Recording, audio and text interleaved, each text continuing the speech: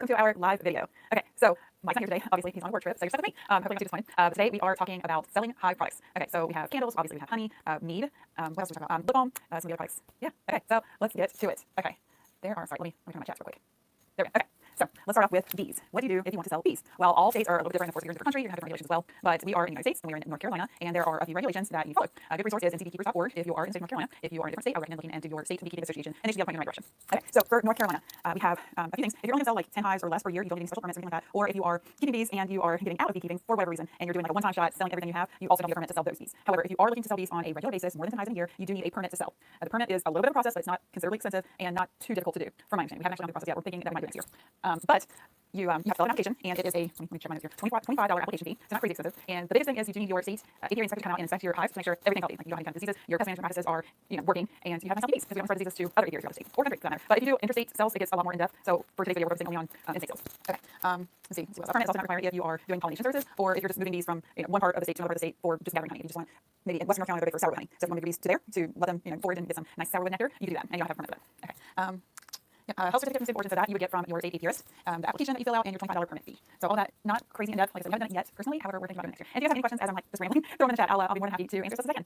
Okay, let me see what else. Bees. Okay, so there's a few ways you can sell bees. If you do keep bees already, you probably know that you can get bees in a package. You can buy a full colony, or you can buy a nucleus colony. A nucleus colony is just bare bones. It's a baby colony. It's a baby beehive. Okay, so they're typically 4 or 5 frames, and in those frames you have pulled out, drawn wax, foundation or otherwise, but it's honeycomb all the way around, and they are on movable frames. And in that honeycomb you'll have brood in all stages preferably. You'll also have a mated queen, and you'll have resources. So the red pollen honey, okay, whether it's scattered or not, so that the bees can continue to progress and survive as well. And that is usually the starting point for expansion for the rest of the bees to get to from one place to another place and then just expand, do better. Okay, let's see this. Sorry, I have all my notes here too. If you are interested in you're in North Carolina, if you're interested in selling bees, I do recommend going to ncbeekeepers.org, and they also link to the North Carolina Department of Agriculture and Consumer Services, and they have a lot to do with the permit to sell and the actual regulations of it. Let's see this. Sorry. Okay. So really big things are, if you do plan on selling these, make sure you're doing some quality control. So before someone comes and is like, hey, I'm ready to give you $100, make sure that your queen's doing well, make sure she's healthy, make sure the rest of the bees are healthy. Really, it's an ongoing process. You want to make sure that your bees are healthy and they're not riddled with pests, whether it's varroa or wax moths or small beetles or anything like that. But especially like a day or two before someone is planning to come over to purchase your bees, that you check them and that your queen is still there and she nothing happens to her, and the rest of your bees are as they have been and nice and healthy and happy. Make sure you're honest with your customer. So don't tell them that you have 5 frames of bees and that your nucleus is amazing and healthy and happy, and then they show up and they're like, what's going on? Because they're not, and there's no queen in here, or there's a queen but she's not laying, or she's a drone layer or something like that. You don't want that, because then you're not going to have happy customers either. Make sure that you do close off the hive. We screen off our entrances the night before the customer shows up. So that once the foragers have returned to the hive after being out and about for the day, you screen them off. That way there's still ventilation, they can still get that nice fresh air, but none of the bees are going to escape before your customer shows up to get these. Okay. Some of the other things to think about is, are you selling the full nucleus colony, including the equipment they have, or are you only selling the frames? So if you're only selling the frames, you need to make that clear to your customer also to bring them in the box and make sure that they know that they need to have a way to not close off the hive, but make sure that the bees aren't going to escape in their transit to their apiary. And that can be as simple as getting some wire mesh or some window screen, some simple things like that. If it's a short distance, we actually saw something where a beekeeper took some foam and soaked it in water and then just smushed that into the entrance, and that works for small distances. You don't want to do it on a super hot day, or if you're going to be traveling a very long distance, because the bees do need air. Some other recommendations that we have: make sure you are dressed appropriately if you are inspecting your hive or the nucleus colony with your customer when they show up. That way they know exactly what they're getting and they're a happy customer. But you want to make sure that you are promoting safe keeping practices. You have at least a video on, and closer choose would be helpful. Make sure that they have the price beforehand. You want to make sure that they know exactly what they're planning and what they expect to get, whether it's just frames or if it's the entire box, roof, bottom board, all of that. Okay. Something else that we kind of side note have to think about is we don't run foundation for the most part in our apiary. So that is something that we make sure that if we're going to sell hive or nucleus or whatever, that we tell our potential customers, like, hey, we don't run foundation. So if you are buying these, they don't have foundation in the frames. You have to be a little bit more, I don't want to say careful, conscious of it whenever you're doing inspections. You can't just flip sideways. They call my phone. Just something else to keep in mind. Another good practice is to make sure that the customer knows what they should do, how to install these once they get to their home or wherever they're going to keep them, but also for the next couple of days what they need to expect. So is it a lot of it depends on your environment. Is there a flow on right now? Do you need to feed? There's obviously a lot of things that go into it as with everything else in beekeeping. But just kind of have that conversation so they know what to expect and what they need to be doing. And if something goes wrong, say your queen was there and she was laying and she was doing great the night before when you close them off, and your customer gets there and you're going through the hive to make sure they're happy with what they're seeing, and something goes wrong. So the queen died in the night, or I don't even know what's going to happen, but something crazy happened and they're not happy. And we'll obviously go and sell it to them. But do what you can to make it right, whether if you have another colony that you can pull a queen, get on a caged queen to introduce, or if they're local, maybe they can come back a different day after you have remedied the problem. Just some things to keep in mind. Let's see what else. Okay, so I think that's kind of the big thing for selling bees. And of course, if you have any questions, you can let us know, or you can talk to your local beekeeping association or state association.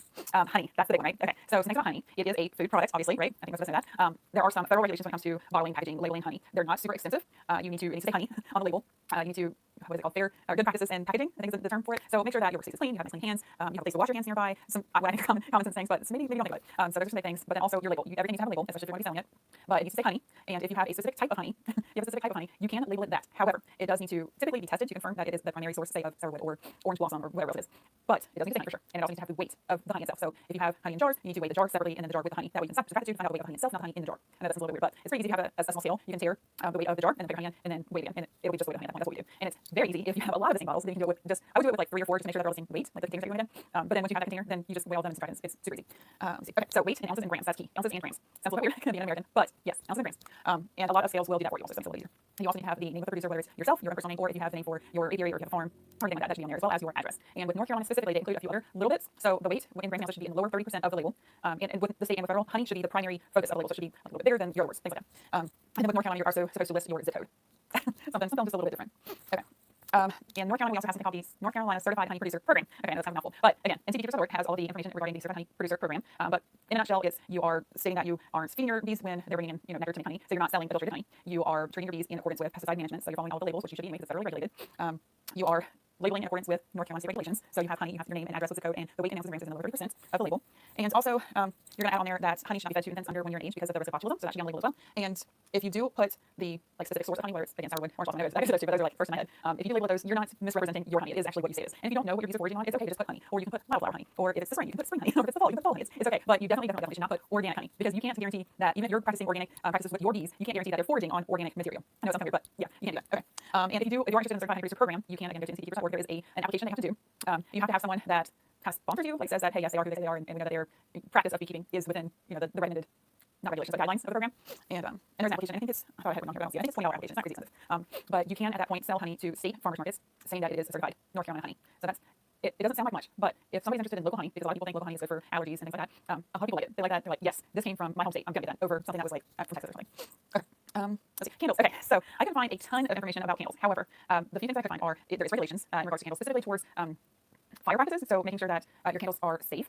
They should have a label saying, let me see, what does it say? Label must include the official fire alert symbol, along with the word warning, and is then followed by fire hazard and safety information. That's a regulation I found. Okay, so what does that mean? Well, my understanding of it, and again, I'm no expert, I'll say that, but my understanding of it is it should say, hey, this is a flammable product. Please use caution when using, keep away from small children, pets, flammable objects, those sorts of things. Okay. And then, but you don't need any special permits or anything like that if you do want to sell candles. I'll say that. Okay.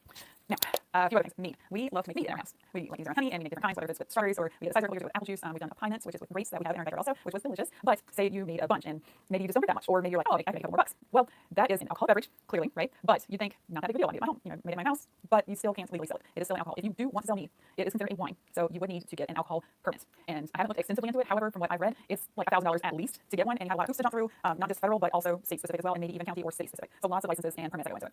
Definitely no personal interest in doing that for us. But if you are interested, then I'm sorry I don't have the resources to point you in the direction of. However, there's tons of information all over the place. Beesource.com is a forum that we like to frequent, and they have a lot of, obviously it's a forum, so it's not like super specific, like not resources or anything like that. However, some people do post them, so you might get lucky, or point you in the right direction at least. So something to keep in mind. Another big thing is to keep in mind that pricing, while we may sell our honey for one price, it's very locale dependent. So look around if you're going to sell, honey or candles or whatever else. Look around at your local shops, farmers markets, things like that, to see whatever people are selling it for. Because you don't want to ask, $15 if somebody else is selling for 10, unless it's something super specialized. But let me see what else. We also make lip balm. That I haven't done any regulations for specifically, but I know. Oh, let me go ahead and too. Honey's not taxable.